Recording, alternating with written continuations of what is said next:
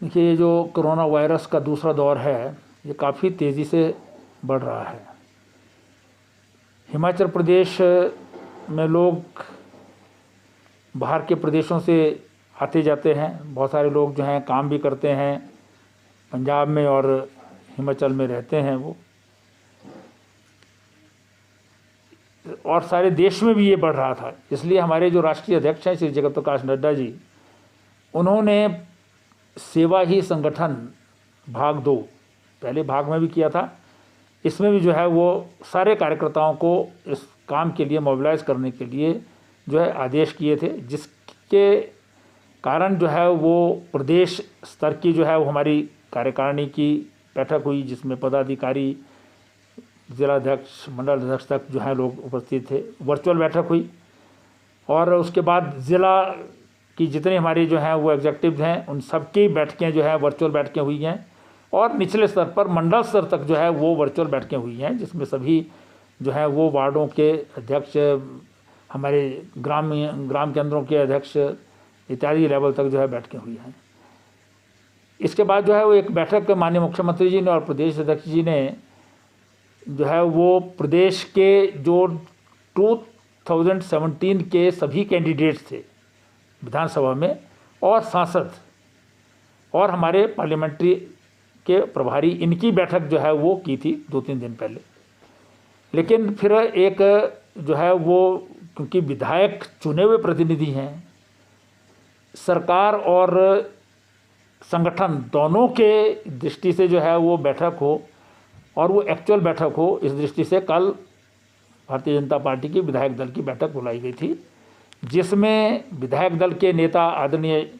जयग्राम ठाकुर जी ने उस अध्यक्षता की। प्रदेश अध्यक्ष और हमारे प्रदेश महामंत्री संगठन जो है उन्हें भी विशेष रूप से जो है आमंत्रित इस बैठक में किया गया था। मुख्य रूप से कोविड-19 की जो वर्तमान स्थिति है उसके बारे में जो है वो माननीय मुख्यमंत्री जी ने प्रदेश सरकार द्वारा जो निर्णय लिए गए हैं, जो प्रबंध किए गए हैं, उन सब के बारे में जो है अवगत कराया। प्रदेश अध्यक्ष ने पार्टी की क्या अपेक्षा है विधायकों से इस कोविड के काल में, उसके बारे में जो है वो लोगों को अपना संदेश और पार्टी का संदेश दिया। व्यापक चर्चा हुई इसमें। कोविड-19 की जो रिस्ट्रिक्शंस लगाई हैं अभी जो है वो बहुत हार्ड जो है वो डिसीजंस लिए गए हैं बहुत सारी चीज़ों में।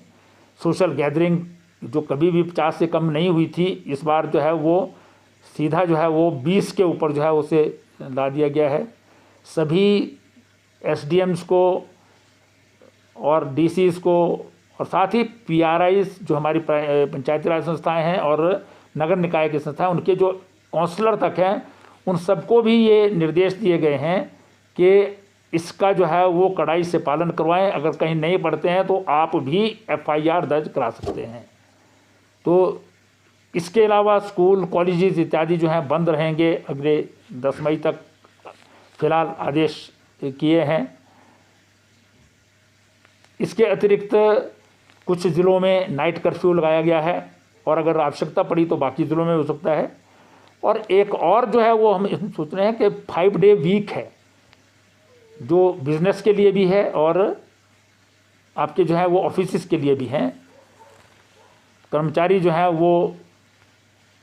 वर्क फ्रॉम होम करेंगे। एसेंशियल कमोडिटीज़ की दुकानों को छोड़ करके बाकी दुकानें जो हैं, बिजनेस एस्टेब्लिशमेंट्स बंद रहेंगे, बड़े बड़े मॉल वगैरह इत्यादि हैं वो सब बंद रहेंगे। इसमें एक और सुझाव वहाँ आया है कि हम इसको 2 दिन के बजाय तीसरा दिन भी कर सकते हैं, जिसमें व्यापार मंडल, वॉलंटरी ऑर्गेनाइजेशंस जो लोकल हैं वो स्वयं कुछ तय करें कि भाई चैन अगर तोड़नी है तो हम 2 दिन के साथ जो है तीसरा दिन भी करें। वो कोरोना कर्फ्यू, जैसे हमने जनता कर्फ्यू जो है वो माननीय प्रधानमंत्री जी ने पहले दिन लगाया था जब शुरुआत हुई थी, उसी प्रकार से जो है जनता स्वयमेव जो है वो एक किस्म से लगाए, जिसे कोरोना कर्फ्यू का जो है वो नाम दिया गया है। तो उससे जो है वो शायद मोटिवेशन भी ज़्यादा होगी,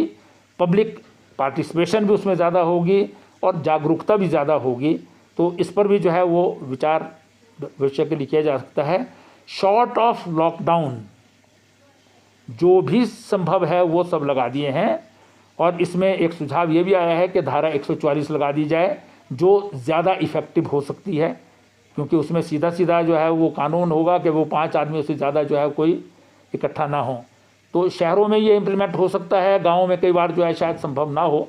लेकिन एक माहौल जो है वो बनेगा इससे। तो ये सारे सुझाव आए हैं जिस पर माननीय मुख्यमंत्री जी अपने जो है वो अधिकारियों के साथ सरकारी स्तर पर जो है बातचीत करके निर्णय इस पर जो है वो लेंगे। इसके वैक्सीनेशन के बारे में जो है चलिए है, वैक्सीनेशन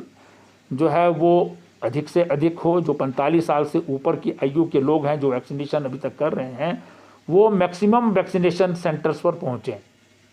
और उसमें हमारे जो कार्यकर्ता हैं भारतीय जनता पार्टी के, युवा मोर्चा के, महिला मोर्चा के, वो इसमें जो है बड़ी संख्या में काम करें, अपने जो है वो लोगों को मोटिवेट करें और बूथ तक लाएं। और इसके अतिरिक्त जो है वो एक सेवा ही संगठन के कार्यक्रम की दृष्टि से सभी विधायकों को जो कहा गया है कि जो होम आइसोलेशन में हैं उनसे वो बात करें, उनको सरकार की तरफ से न्यूट्रिशन किट जो है दी जाएगी, उसे प्रॉपर्ली डिस्ट्रीब्यूट करवाएं, और अपनी ओर से भी पार्टी की ओर से जहां पर आवश्यकता है, किसी को अगर अनाज की आवश्यकता है तो वहाँ अनाज पहुंचाएं, किसी को कोई बाज़ार से कुछ लाना है उसके लाने का प्रबंध करें, कहीं किसी को औषधियाँ चाहिए तो वो दुकान दें। हमारे कार्यकर्ता अभी भी कर रहे हैं कई स्थानों पर, लेकिन ये विधायकों को जो है पर्टिकुलरली सबको कहा गया है कि अपने अपनी कंस्टिट्यूंसी में जो है वो सब लोग जो है इस दृष्टि से जो है एक्टिवली ये करें। ये संगठन की ओर से जो है वो कहा गया है, तो इन सब चीज़ों पर जो है करें। महिला मोर्चा को जो है वो कपड़ा लेकर के जो है वो दें। विधायक लोग जो हमारे मंत्री हैं, विधायक हैं, सब लोग, महिला मोर्चा जो है वो मास्क बनाने का काम करेगा। हालांकि अब मास्क बहुत जो है वो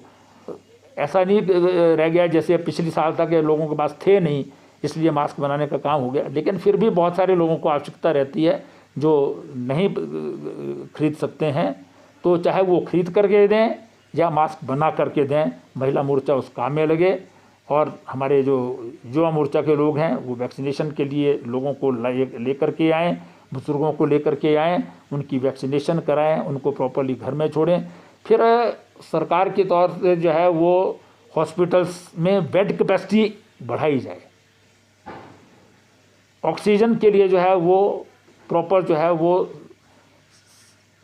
रखी जाए। हालांकि अभी हिमाचल प्रदेश में ऑक्सीजन की कमी नहीं है,